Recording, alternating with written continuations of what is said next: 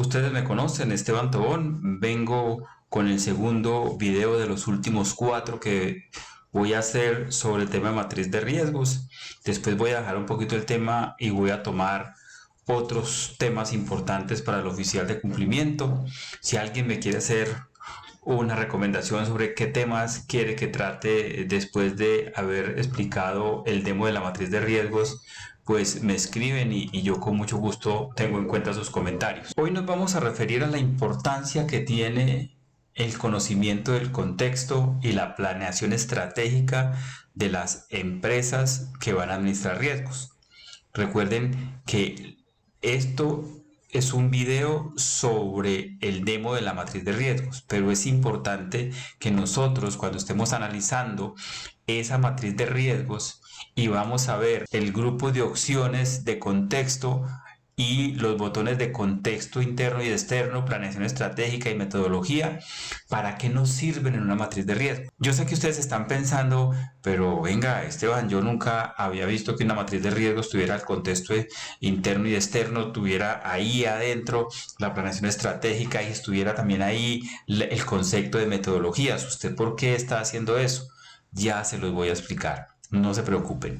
Pero hoy vamos a ver esta partecita que tiene que ver con el grupo de contexto.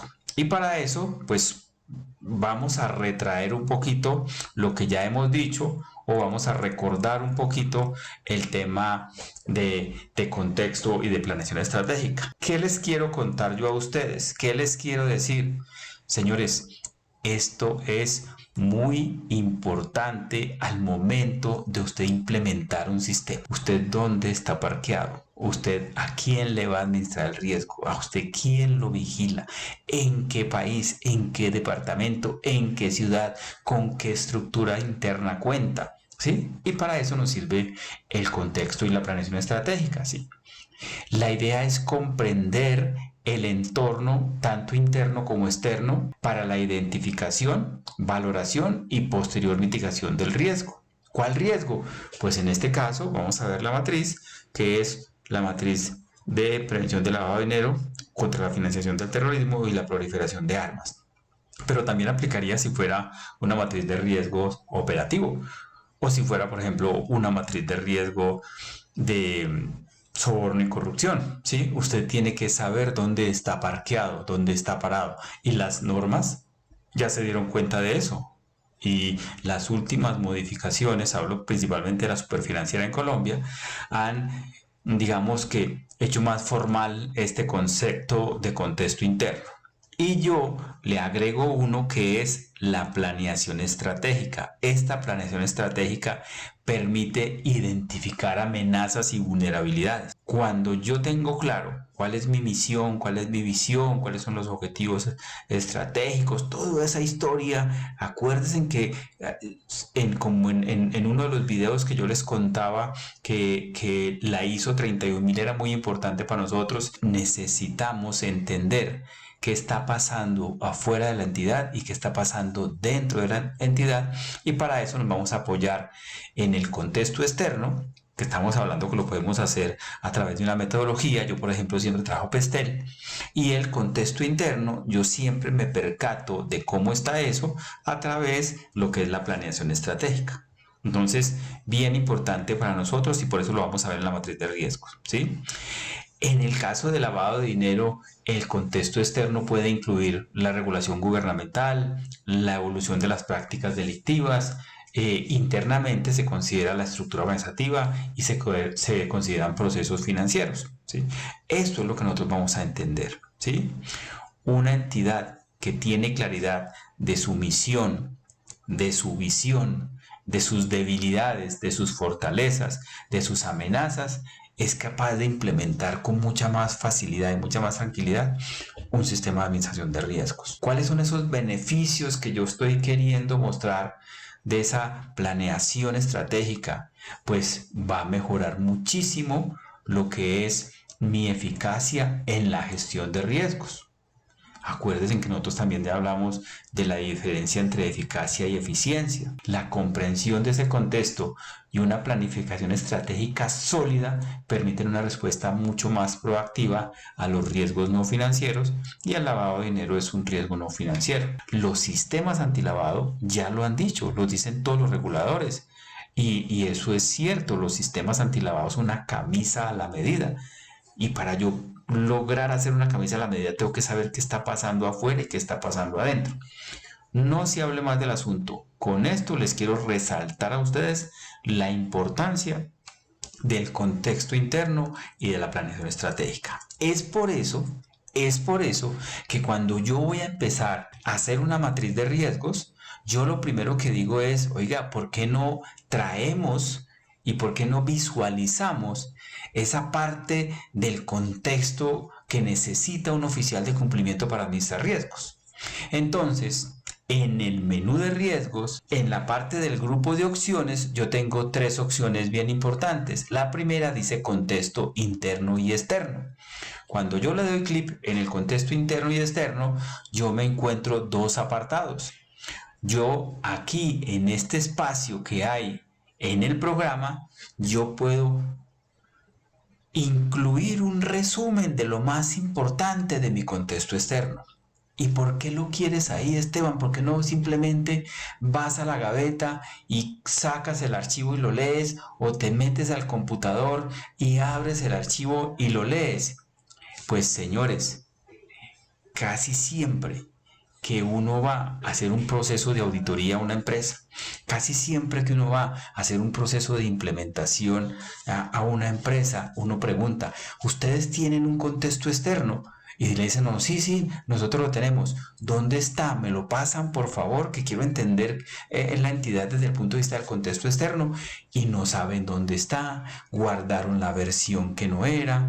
Es que el señor que antes era X o Y persona se fue y no dejó el archivo. Cualquier disculpa y uno se queda sin el contexto interno. Y hacer un contexto externo o un contexto interno es un trabajo arduo, es un trabajo largo. Entonces yo prefiero que en mi matriz de riesgos yo aquí tenga el resumen de cómo la entidad tiene visualizado el ambiente cultural, el ambiente social, el ambiente político, el ambiente regulatorio, el ambiente legal, el financiero, el tecnológico, el natural, el competitivo, todo lo que se puede hablar en un contexto externo, yo quiero que esté ahí, y que además ahí en alguna partecita me diga, el archivo se puede encontrar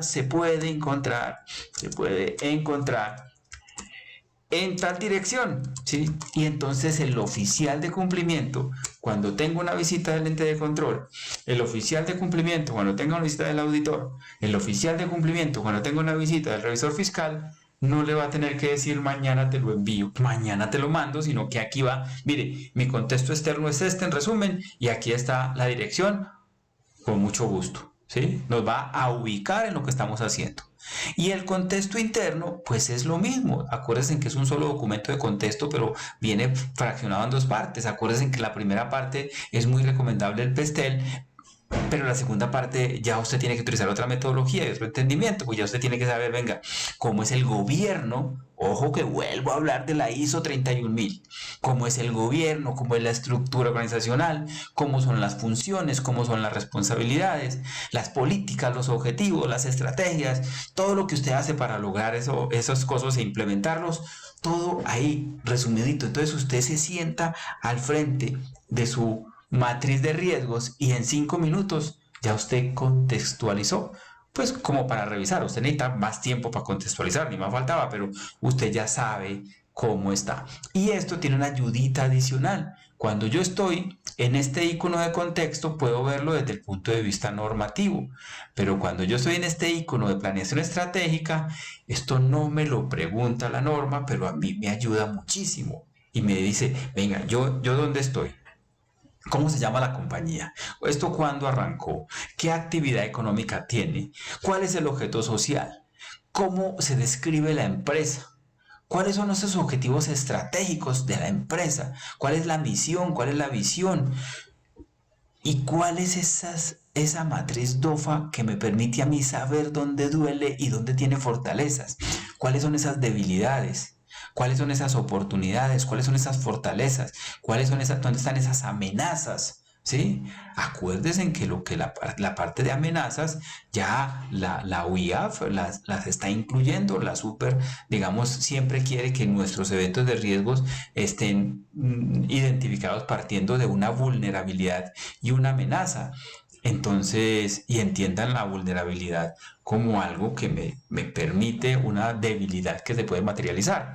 Entonces, si yo tengo muy claro la matriz DOFA, ¿sí? Yo puedo entender qué está pasando en la entidad y puedo aportar desde el punto de vista de riesgos.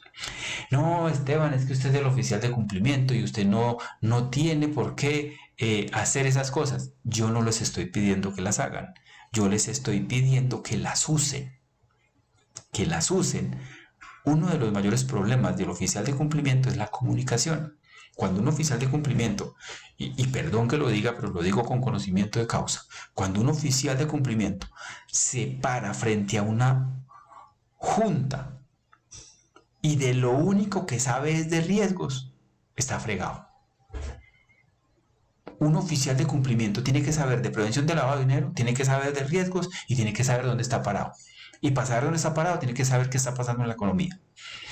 Y para saber dónde está parado, tiene que saber cómo es la estructura presidencial o de gobierno o cómo han sido los presidentes o los gobiernos de turno. Un oficial de cumplimiento, para saber dónde está parado, tiene que saber qué le duele a la empresa. Imagínese a una empresa que le duele la tecnología, que la empresa no tiene tecnología, esa es su debilidad. Y usted llega a la junta hablando duro diciendo que necesita una herramienta que vale $1.000.000. ¿No se la van a dar?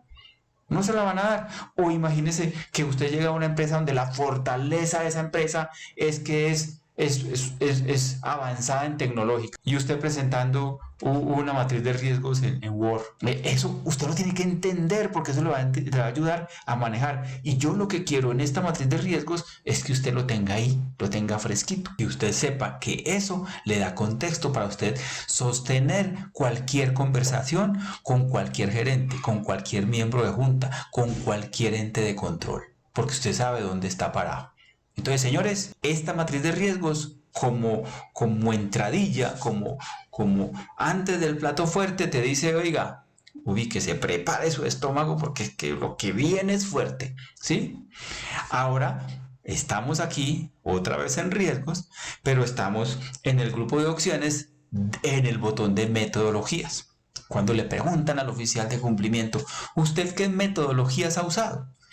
Y apenas el oficial de cumplimiento mira para todos los lados y dice, no, muchas. No, algunas. No, señor, la pregunta es muy sencilla y muy directa, pues responda de una manera directa. ¿Se acuerdan cuando hablamos en los primeros videos de a qué le deberíamos de llamar metodología, a qué le deberíamos de llamar técnica y a qué le deberíamos de llamar método? Pues señores, eso es para dejarlo aquí y decir tranquilamente al que le pregunte, mire, yo administrando el riesgo tengo estas 10 metodologías, o estas 2 metodologías, o esta metodología. Yo para administrar el riesgo de lavado de dinero aquí utilizo estas 4 técnicas. Aquí están. No necesita explicarlas, no necesita contarlas, necesita que usted sepa dónde están para que no lo cojan en el lugar equivocado. ¿Y cuáles son esos métodos? Recuerden, bueno, yo no les voy a repetir el video, pero lo pueden ir a ver cuando quieran. Y el método, recuerden que lo más importante del método es que esté aprobado por una junta directiva. Entonces, yo aquí tengo el método para calificar. Yo aquí tengo el método para perfilar el cliente. Yo aquí tengo el método para X o para Y. Entonces, con esa información, usted la llena aquí tranquilamente y usted no tiene que volverse a preocupar de eso. ¿Cuándo se va a preocupar? Cuando cambie su metodología. ¿Cuándo se va a preocupar? Cuando cambie su técnica. ¿Cuándo se va a preocupar? Cuando cambie su método. Y si usted es el que cambia todo eso, pues se va a dar cuenta. Muy bien. Señores, si yo quiero administrar el riesgo, yo tengo que saber dónde estoy parqueado. Y la única forma de saber dónde estoy parqueado es haciendo un buen contexto externo, haciéndolo y viviéndolo. Entonces yo lo hago y lo vivo y lo dejo aquí. El informe anual es una muy buena fuente para nosotros entender ese contexto externo e interno, ¿sí? Usted lo que tiene que hacer es leerlo y resumirlo acá y decir dónde lo va a guardar para que simplemente el día que le pregunten usted sepa dónde está y además lo interiorice. Lo importante es que usted lo interiorice. Por eso es que a veces la entidad de control llega, te mira los eventos de riesgo y ve y dice, ve, este evento de riesgo no es del sector real, este evento de riesgo puede suceder por el sector financiero. No, es que este evento de riesgo es del sector este evento de riesgo es del sector, no sé, cooperativo y usted está en el sector financiero. ¿Por qué? Porque usted no se ubicó donde debía estar para hacer la tarea. Esa es la recomendación y ese es el tipcito de hoy. Este submenú te va a ayudar a que tengas en un solo lugar lo que pasó externamente, lo que está pasando internamente y cuáles las debilidades, fortalezas o amenazas de una compañía o de una entidad. Ah, es que aquí no tienen ese papel. No importa, usted va y se entrevista con el gerente y obtiene para qué son buenos, para qué son no tan buenos, qué les sobra y qué les falta. Y con toda seguridad, en frío, el gerente los va a atender. Pero si usted le pregunta 5 minutos antes de la junta, ¿ustedes qué es lo que hacen aquí? Pues él se va a llenar de rabia y va a decir, ¿usted dónde está parado? Así de sencillo. Perdonen mi vocabulario, pero es que yo fui oficial de cumplimiento y me pasó muchas veces. Que me iba y me presentaba yo todo orgulloso mostrando mi matriz de riesgos y algún miembro de junta me preguntaba, ¿usted entiende la operación? ¿Usted entiende cómo funciona, en mi caso, que vengo del sector bursátil? ¿Usted entiende cómo funciona un repo? ¿Usted entiende cómo funciona una operación con divisas? ¿Usted ya sabe en qué países tenemos presencia?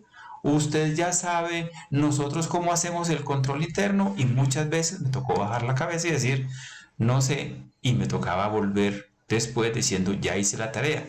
¿Hasta qué? Hasta que aprendí y por eso es que esas buenas costumbres las traigo acá para que ustedes no tengan que pasar 15 años tratando de entender una cosa tan sencilla como esta. Señores, vuelvo y les explico, vuelvo y les cuento, la idea principal es entender el conocimiento del contexto y de la planeación estratégica. De las dos ya hablamos en videos anteriores. Si quieren van y lo revisan. Si no lo tienen o está, no lo ubican fácil, ustedes me dicen necesito el video de X o Y, yo con mucho gusto se los envío. Pero empecemos con pie derecho. Empecemos con pie derecho porque nosotros tenemos que cambiar la forma de pensar del oficial de cumplimiento y tenemos que potencializar esa labor y esa gestión. Muchísimas gracias. Nos vemos en el próximo video explicando el otro grupito. Ese va a estar más interesante. De pronto me demore un poquito más, pero ya ahí es donde vamos a ver el proceso como tal de la gestión de riesgos. Muchísimas gracias. Les habló Esteban Tobón y espero que nos comuniquemos pronto.